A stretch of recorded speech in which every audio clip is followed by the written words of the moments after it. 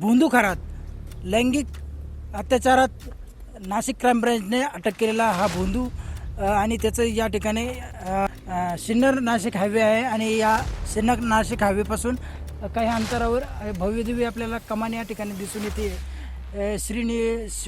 शिवनेका संस्थान मिरगाव या ठिकाणी आपण बघितलं तर ही दगडी बांधकामात दगड बांधकाम केलेली ही भव्य वास्तू कमान जे आहे ते आपल्याला या ठिकाणी बघायला मिळते. अशोक खरातचे कारनामे अनेक आता एक समोर येत आहे आणि त्याप्रमाणे गुन्हे देखील वाढत चाललेले आहेत. जवळपास 8 ते 10 गुन्हे आत्तापर्यंत दाखल झाले. या ठिकाणी काही ग्रामस्थ आहे, आपण त्यांच्याशी चर्चा करणार आहोत. नेमकी अशोक खरात या ठिकाणी ग्रामस्थांना भेटत होता का की फक्त VIP लोकांनाच भेटत होता, आणि काही आपण त्यांच्याशी चर्चा करणार आहोत. कुठले पात्रच आम्ही पात्रे. आता हे मिरगावचे कॅप्टन खरात, भोंदू खरात, अशोक खरात, आता अनेक विश्लेषण आलेत, ओळखता का? हो, आता ते बरंच 17-18 वर्षापासून इथून ये जा करतात. इथं ईशानेश्वर मंदिराची स्थापना झाली 2009-10 साली. तेव्हा त्यांचं येणं जाणं हायचं इथं होतंच. सुरुवातीच्या काळामध्ये मंदिर बांधलं तेव्हा ते कधी थांबायचे, बोलायचे, पण त्याच्यानंतर हळूहळू त्यांचा क्रेज वाढत गेल्यानंतर ॲटोमॅटिकली ते थोडेसे लांबच. क्रेज कशामुळे? काय होतं, थोडंसं ज्योतिषशास्त्र हा त्यांना अभ्यास होता असं चर्चा होती. परंतु आम्ही काय कधी गेलो नाही त्यांच्याकडं, परंतु लांबून लोक त्यांच्याकडं आपलं भविष्य बघण्यासाठी यायचे. काही लोक या ईशानेश्वर देवस्थानला गेलेले? हो, जात असतो. बघितलं मंदिर? हो, मंदिर बघितले. आणि त्या ठिकाणीच त्यांचा फार्म हाऊस आहे? हो, पहिले त्यांचं जुनं घर होतं, नंतर त्यांनी आता तिथं दगडी घर बांधलंय. आता जवळपास ते 15 कोटी रुपयाचं दगडी बांधकाम केलेलं भव्यदिव्य अशी वास्तू आहे, फार्म हाऊस आहे, माहिती आहे? हो, बघितलंय. हो, काम चालू होतं 2 वर्ष त्याचं. तुम्हाला असं, तुम्ही ग्रामस्थ असल्यामुळे तुम्हाला असं संशय नाही वाटला का, एवढा मोठा व्यक्ती एवढी या ठिकाणी आपल्या ग्रामीण भागात एवढं मोठं 15 कोटी रुपयाचं फार्म हाऊस बांधलं? काय होतंय, ज्या व्यक्तीकडे राज्याचा मुख्यमंत्री होतोय, देशाचे गृहमंत्री आता आहे, त्याच्यानंतर अनेक आमदार तर त्या ठिकाणी ही गोष्ट किरकोळच होती. आता या माणसाकडे एवढे मोठे लोक येत आहे म्हटल्यानंतर 10 कोटी 15 कोटी ही गोष्ट आमच्यासाठी काय असं म्हणजे नवल वाटत नव्हतं. परंतु आता त्यांच्यावर अनेक गुन्हे दाखल झाले, लैंगिक शोषणामध्ये अत्याचार केलेत महिलांवर, त्याचा गैरफायदा त्यांनी घेतला आहे.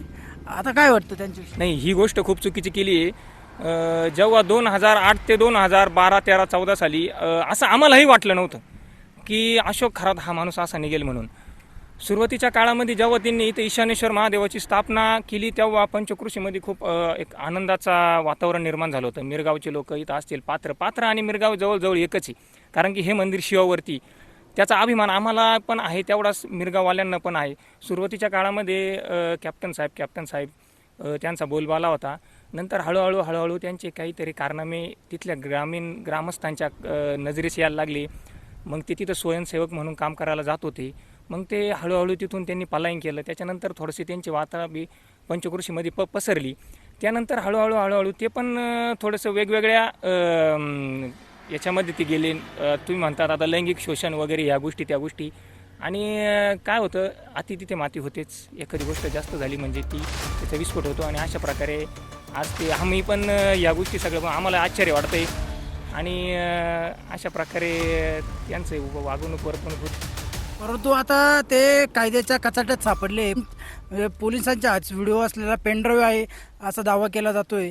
तर मग आता ते काही व्हिडिओ देखील सोशल माध्यमावर व्हायरल झाले, बघितले काही? आता त्याच्यामध्ये कसं आहे, सोशल मीडिया म्हणजे आता फेसबुक आणि ट्विटर वगैरे या सगळ्या गोष्टी लोकली सगळे वापरतातच. तेव्हा ते ऑटोमॅटिकली त्या निदर्शनास येतात. ते बघितल्यानंतर अतिशय वाईट वाटतं की महाराष्ट्रामध्ये जो आपण आपल्या पूर्ण जगामध्ये नाही आम्ही त्या माणसाचं कधी दर्शन घेतलं नाही, कारण का पण मग एक होता चांगली पद्धतीने त्यांच्या प्रतिमा बघत होते. सुरुवातीला त्यांची चांगली प्रतिमा होती, तेव्हा आदर वाटत होता त्यांच्याबद्दल. परंतु आता त्यांचं हे कृत्य बघितल्यानंतर कुठंतरी वाईट वाटतं. काय वाटतं पण की देवाच्या नावाखाली त्यांनी असं करायला नको होतं. आणि जो सुसंस्कृत महाराष्ट्र पूर्ण देशामध्ये आपल्याला त्याची ओळख आहे, त्या महाराष्ट्राला कुठंतरी नाव त्याचं बदनाम झालं आहे, काळीमा फासल्यासारखं झालं आहे अशोक खरातमुळे. त्याच्यामुळे त्याचा निषेधच व्यक्त करणार. निषेध व्यक्त करताय अशोक खरातनं स्टेटमेंट दिलं आहे की मी स्वतःहून हा एक विधीचाच प्रकार होता म्हणे. नाही, आता हा सगळा अंधश्रद्धेचा प्रकार आहे, विधीचा प्रकार नाही आहे. आता त्याच्यावर लोकांनी कितपत विश्वास ठेवायचा हे त्याचा विषय आहे. आता पोलिसांच्या तपास अनेक माहिती उलगडा होतोय. आता तुम्ही देखील सुज्ञ आहात. पोलिसांच्या माहितीप्रमाणे आता अनेक उलगडे झाले, त्यामध्ये अनेक ज्या महिला आहेत त्या उच्चभ्रू. काय होत होतं का त्यांच्याकडे येणारे सगळे प्रवर्ग हे उच्च शिक्षितच होते आणि त्यांना ते कशा प्रकारे भुलवत होते, काय करत होते याचा अंदाज आम्ही लावू शकत नाही. कारण व्हिडिओ बघितल्यानंतर हे आम्हालाही कळतंय का ते एकदम उच्च शिक्षित आणि चांगल्या घरातल्या महिला आहेत. मग ते असं काय त्यांना पाजत होते, काय देत होते याची कल्पना आम्हालाही नाही. कारण की इथं तर आम्ही कधी या गोष्टी ऐकलेल्या नव्हत्या, त्या त्यांच्या कुठं चालत असतील बाहेर. बाबांनी एवढा 15 कोटी रुपयाचा जो फार्म हाऊस बांधलाय त्याबद्दल काय वाटतं? आता सुरुवातीला जेव्हा फार्म हाऊसचं काम चालू होतं तेव्हा असं ऐकायला यायचं का कोणीतरी पुण्याचे आर्किटेक्चर आहे, त्यांनी गुरु म्हणून ते त्यांना बांधून देत आहे, किंवा कुठला तरी मंत्री आहे त्यांनी त्यांना 2 कोटी दिले, कोणी 4 कोटी दिले, असं तेव्हा काम चालू होतं. तेव्हा आमच्या ऐकण्यास येत होतं. मग त्याच्या पलीकडं ते 15 कोटी ते त्यांचे का कुणाचे हे सांगता येणार नाही. परंतु ज्या उच्चभ्रू महिला आहे त्या या जाळ्यात अडकल्या गेल्यात, तर अज्ञानांचं ठीक आहे, पण उच्चभ्रू आणि सुशिक्षित घरातल्या महिला नाही, ही खूप लाजिरवाणी गोष्ट आहे. आजच्या टेक्नॉलॉजीच्या काळामध्ये जर तुम्ही अशा अंधश्रद्धेला जर बळी पडत असाल, ते पण एक एज्युकेटेड व्यक्ती, एज्युकेटेड बाया, तर ही लाजिरवाणी गोष्टी आहे. आपण कुठेतरी इथं थांबायला पाहिजे आणि अशा भोंदू बाबांचा किंवा लोकांना लुटणाऱ्यांचा किंवा स्त्रियांची आबरू लुटणाऱ्यांचा आपण कुठेतरी नाश केला पाहिजे.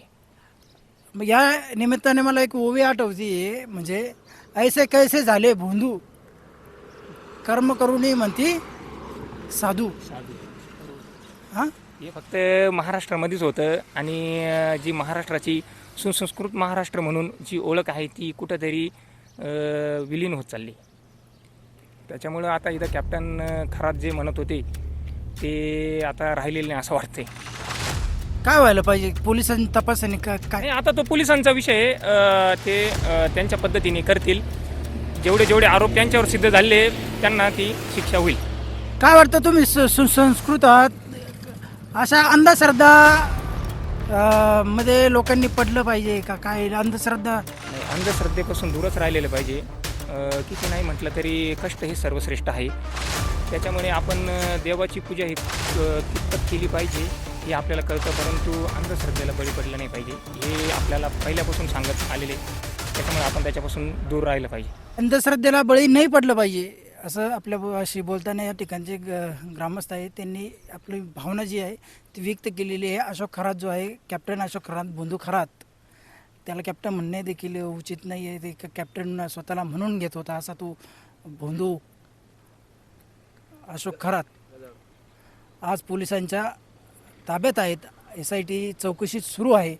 आणि विशेष बाब म्हणजे ज्या लोकांचं, ज्यांचं भविष्य सांगणारा हा भोंदू बाबा, आज त्याचंच भविष्य अंधारमय पोलीस कोठडीत होत आहे. RK न्यूज मराठीसाठी राहुल कोळगे, मिरगाव, सिन्नर.